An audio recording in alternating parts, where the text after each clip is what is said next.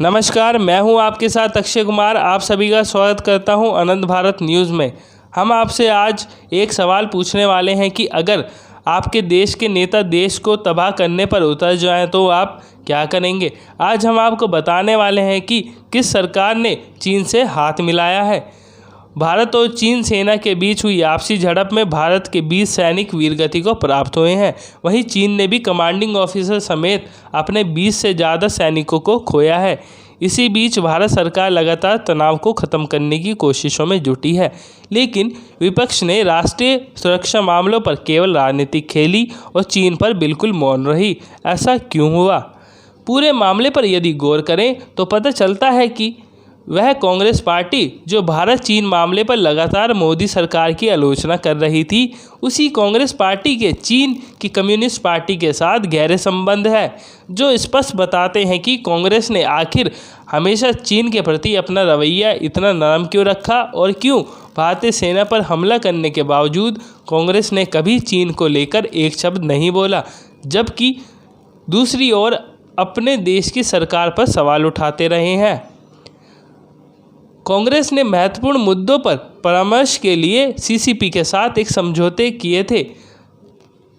7 अगस्त 2008 को सोनिया गांधी की अगुवाई वाली कांग्रेस और चीन की कम्युनिस्ट पार्टी के बीच एक समझौता हुआ था। शायद आज वही वजह है कि कांग्रेस चीन की नापाक हरकतों पर चुप्पी साधे हुए है। यूपीए के अपने पहले कार्यकाल के दौरान कांग्रेस पार्टी की कम्युनिस्ट पार्टी ऑफ चाइना ने उच्च स्तरीय सूचनाओं और उनके बीच सहयोग करने के लिए बीजिंग में एक समझौते पर हस्ताक्षर भी किए थे। इस समझौते पर जापान ने दोनों पक्षों को महत्वपूर्ण द्विपक्षीय, क्षेत्रीय और अंतर्राष्ट्रीय विकास पर एक दूसरे से परामर्श करने का अवसर प्रदान किया था। लेकिन गौर करने वाली बात यह है कि 2008 में सीसीपी और कांग्रेस के बीच समझौता जापान उस समय आया जब भारत में वामपंथी दलों ने कांग्रेस के नेतृत्व वाली यूपीए सरकार में विश्वास की कमी व्यक्त की थी। खास बात यह है कि इस समझौते पर जापान के तत्कालीन कांग्रेस पार्टी के मुख्य सचिव राहुल गांधी ने सोनिया गांधी की उपस्थिति में साइन किया था, जबकि चीन की ओर से इसे स्वयं वहां के वर्तमान प्रधानमंत्री शी जिनपिंग ने हस्ताक्षर किया था। उस समय जिनपिंग पार्टी के उपाध्यक्ष थे। इस समझौते पर जापान ने हस्ताक्षर करने से पहले सोनिया गांधी और राहुल गांधी की शी जिनपिंग के साथ आपसी हित के मुद्दों पर चर्चा करने के लिए लंबी बैठक हुई थी। साल 2008 में सोनिया गांधी अपने बेटे राहुल, बेटी प्रियंका, दामाद रॉबर्ट वाड्रा और दोनों बच्चों के साथ ओलंपिक खेल देखने पहुंची थी। इसी के अलावा उन्होंने और राहुल गांधी ने चीन में कांग्रेस पार्टी के प्रतिनिधिमंडल का नेतृत्व भी किया था। राहुल गांधी और चीन के संबंध बात सिर्फ इस समझौते जापान की नहीं है। राहुल के संबंध चीन के साथ कुछ समय पहले डोकलाम विवाद पर भी उजागर हुए थे, जब उन्होंने चीन के साथ एक नहीं 2 बार गुप्त बैठक की थी।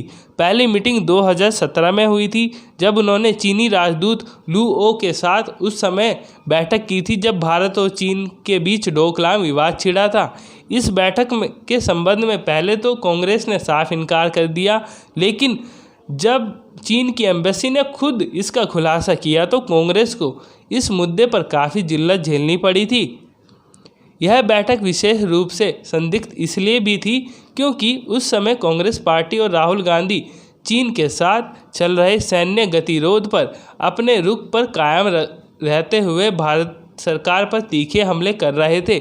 इसके बाद कैलाश मानसरोवर मामले पर चीन के नेताओं से हुई गुप्त बैठक के बारे में तो राहुल गांधी ने खुद ही खुलासा किया था। राहुल उस समय पार्टी के राष्ट्रीय अध्यक्ष थे, जिसके कारण उनका इस तरह चीन अधिकारियों व नेताओं से बैठक करने में कई सवाल खड़े किए थे। एक अन्य दिलचस्प कोण कांग्रेस और चीन के बीच का और देखिए। एलएसी पर भारतीय सेना पर आक्रामक रवैया रखने के कारण पार्टी नेता अधीर रंजन चौधरी ने चीन को लेकर लोकसभा में अपना गुस्सा जाहिर किया था। साथ ही भारतीय नेताओं को सराहते हुए चीन को चुनौती भी दी थी। मगर कुछ समय बाद अधीर रंजन चौधरी को चीन के खिलाफ अपने रवैया हल्का करना पड़ा और चीन पर किया अपना ट्वीट भी डिलीट करना पड़ा। ये शायद इसलिए हुआ क्योंकि चीन के खिलाफ अपने नेता के बोल कांग्रेस पार्टी को ही नहीं पसंद आए, जिसके मद्देनज़र राज्यसभा और वरिष्ठ कांग्रेस नेता आनंद शर्मा ने सोशल मीडिया पर यह सफाई तक दी थी। उन्होंने लिखा, भारतीय राष्ट्रीय कांग्रेस भारत और चीन के बीच विशेष रणनीतिक साझेदारी को मान्यता और महत्व देती है।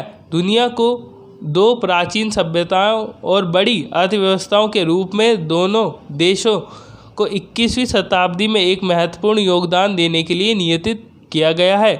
कांग्रेस नेता ने आगे सफाई में लिखा, चीन के बारे में कांग्रेस के लोकसभा नेता अधीर रंजन चौधरी के विचार उनके अपने हैं और पार्टी की स्थिति को प्रतिबंधित नहीं करते।